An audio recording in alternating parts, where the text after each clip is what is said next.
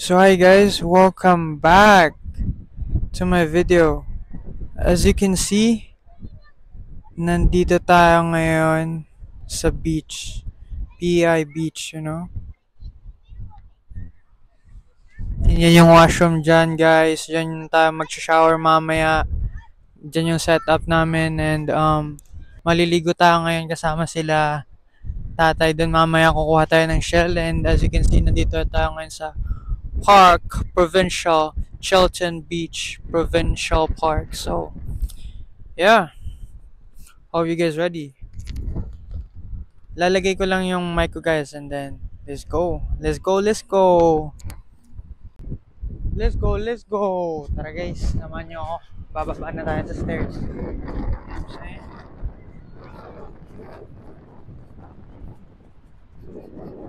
Kunin lang natin yung tsinelas ko. Maganda magpaka kasi white sand. You know what I'm saying? Yes sir, yes sir.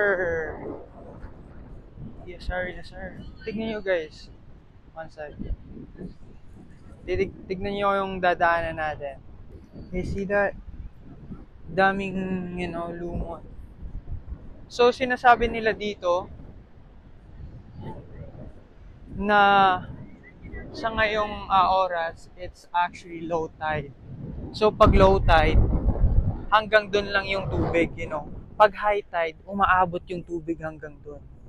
So, it's safer and it's better to go dito maligo kapag low tide, guys. Yun, nakapak tayo dito, guys. Let's go, let's go. And then, sinasabi nila na may mga shell daw doon. Ano to? Oh, loon. I see. Sinasabi nila na may shell daw doon. So, kukuha tayo ng shell, Punta tayo doon kila tatay. Ayun, nandun na sila. Kumukuha na sila ng shell. So, yeah.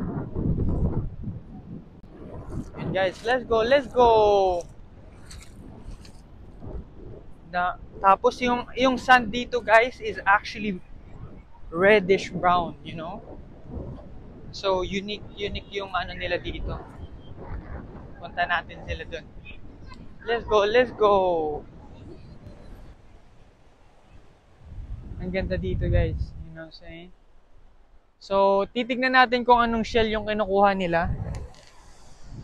Tingnan natin kung malalaki ba talaga, kung pwede pang lutuin, pwede bang kainin. So, yeah. So, sabi nila, para makakuha doon ng shell, dapat may stick kayo. Teka, may nakita ka mo, Col? Let me see. So, guys, tignan nyo, guys.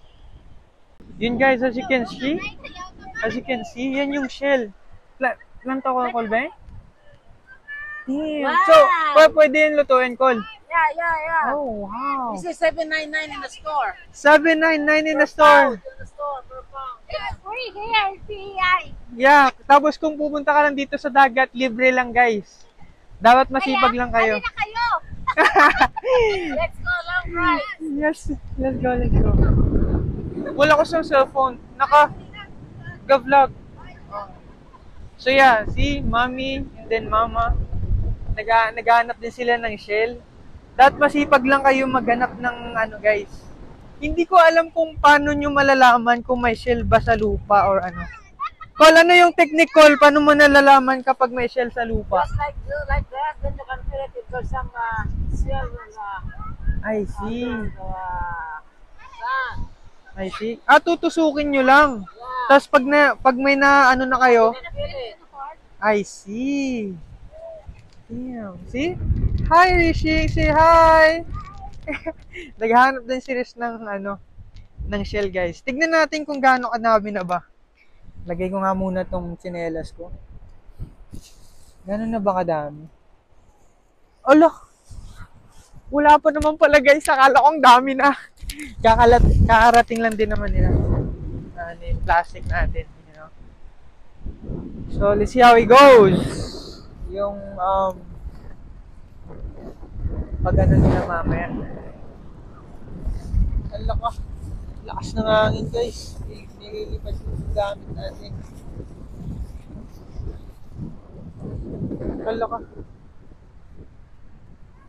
Isa pa lang, Col? Yes, sir. Iwan ko lang yung gamit ko dito, Col, Okay. Ayun, nandun pala kila Ian tsaka Bibi. Puntahan natin sila dun, guys. Yan say, let's go, let's go! Guys, ang ganda dito. Pero, yung ano lang, maamoy yung sea. You know? Like, masangsang yung amoy kasi ganto talaga yung amoy. Ito yung ano, natural ano niya talaga. Nature talaga, you know what I'm saying? Maaamoy mo talaga yung nature, mararamdaman mo yung nature, you know what I'm saying? And you guys already know kung sino yung kasama natin. Let's go, let's go! Guys, kita nyo, nangingitim na to guys, oh. Yes, sir! Yan, ano yung masasabi mo sa PEI? Malat. Maalat yung PEI. Ano masasabi mo overall yung experience sa PEI? Maganda. Kakaiba. Yun, no, kakaiba. Unique ba? Wala bang katulad? Wala bang kagaya? Wala. Yes, sir! Ayan na, si Bibi, oh. Yung magaling mag-judge, guys, kung nakita niyo yung ano, yung last vlog. Bi, ano masasabi mo overall sa experience sa PEI? Okay lang, naghihintay pa din ako ng talaba ko. So, masasabi mo ba, well recommended ba pumunta sa PEI? Yeah. Yes, sir! Red, 1 to 10, anong rate mo dito sa PEI? Mga 9.5. Bakit 9.5? Wala pa din yung talaba ko. So, nabawasan ng ano, guys. 0.5 kasi wala siyang talaba. Yun, no? And then, dito naman tayo. Ano masasabi niyo sa PEI? What's the, experience in PEI? Wavy. Wavy? Wavy water? Okay. Rated from 1 to 10, what would you rate? Overall, 8. 8? Why is that? Wala sang pulang ho ang Airbnb. Hindi ka naiintindihan ng mga tao. Kailangan mo English. Oh, the Airbnb. I see. How about you? What would you rate in PEI? I'll give it a 9. Why is it 9? Because it's been a long time since I've been to a beach. So it's good to feel it again. I see. So why is it not 10? Why is it only 9? What's the disadvantage? Because the drive is not good. It's not for me. It's too long drive. I see. Okay, what would you rate PEI? The beach? No. The place. Um, island. I'm rating a 7. Why is that? It's not that crowded. Uh-huh. I like crowded places normally, but overall this place is already kind of good. I see. So, it's only 7 because it's not that crowded, Anael? I see. How about you, Baba? What would you rate this place? From 1 to 10? 8. I mean, Why 9. 9? Why is it 9? Because it's not that crowded. It's not that crowded. Same reason as Nile. And also there's big waves. Big waves. So why is that 10? Why is it only 9? What is the 1 point disadvantage? I don't know. So you just feel like 9? Feel like it? So yun guys. Ramdam niya lang 9. So, yeah. So yun guys. Kung nakikita nyo sa akin, masasabi ko, I would rate it 8. Dahil most dito sa na lugar sa PEI is actually like countryside, like maraming farm, maraming cornfield, maraming ano talaga, tapos maliit lang yung downtown nila dito, but it's actually good. Mas known yung PEI sa beach like this, tapos yung mga seafoods nila dito is actually nice, like makakuha ka ng fresh, makakuha ka ng frozen dito sa PEI. I think that's PEI known for. And then the bridge, that's the bridge. So this bridge is actually the longest bridge in Canada. So it's between 12 kilometers to 13 kilometers. But the exact kilometers is 12.9 kilometers. So roundabout is 13 kilometers, So ito yung the longest, again, the longest bridge in Canada. And first time in my life, nadaanan ko, and then first time ko din dito mag-drive, you know, for this long. And goods din na may stopover, doon. Kailangan nyo din ng pahinga, guys, pag maglo-long drive kayo. And most of this, nakikita na natin to, you know, hindi lang, makikita na natin to sa, you know, Hamilton, sa Mississauga, Oakville, you know. Hindi din sila known sa mga malalaking building gaya dyan sa atin, you know, sa Toronto, ganyan. But I would definitely recommend it, you know, during summertime. Pero hindi ko alam kung maganda din ba dito kapag winter time, you know. Kasi ano like is actually most of these places here is like a countryside again. So mahirap pag summer, you know. And it's actually sa akin lang, on my opinion, hassle siguro pag winter time dito. But definitely rated from 8 to 8/10, you know, is actually highest number I'd say. And yeah, so this time mag-i-enjoy na tayo, you know,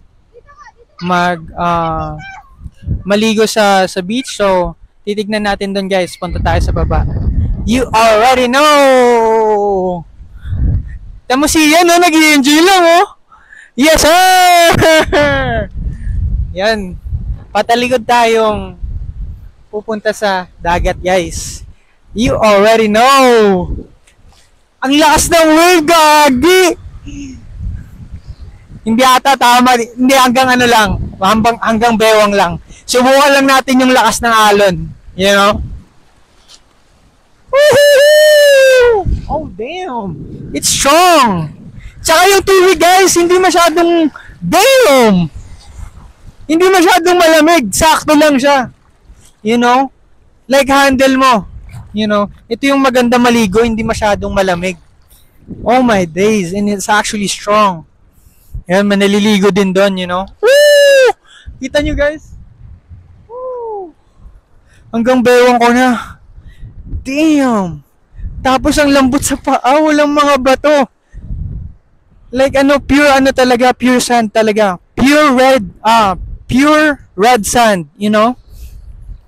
Kung most of the beaches na known na gusto ng mga tao, white beach tao. Eto, guys, red sand. You know what I'm saying? Kakaiba naman, you know? So, yeah, hope you guys enjoy my vlog, you know? Konti lang yung vlog natin ngayon kasi, you know, damn. Yes, you guys heard that? Maiksi lang yung vlog natin ngayon, hindi ko man na-vlog yung overall trip dito, papunta dito kasi ako yung driver. But hope you guys, you know, na-enjoy nyo, and hope you guys one day na ma-encourage kayo na mag-long drive din and ma-experience yung mga places dito sa PEI, you know, well recommended. So, yeah.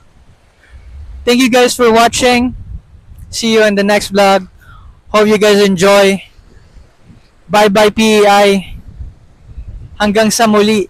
Yes, sir!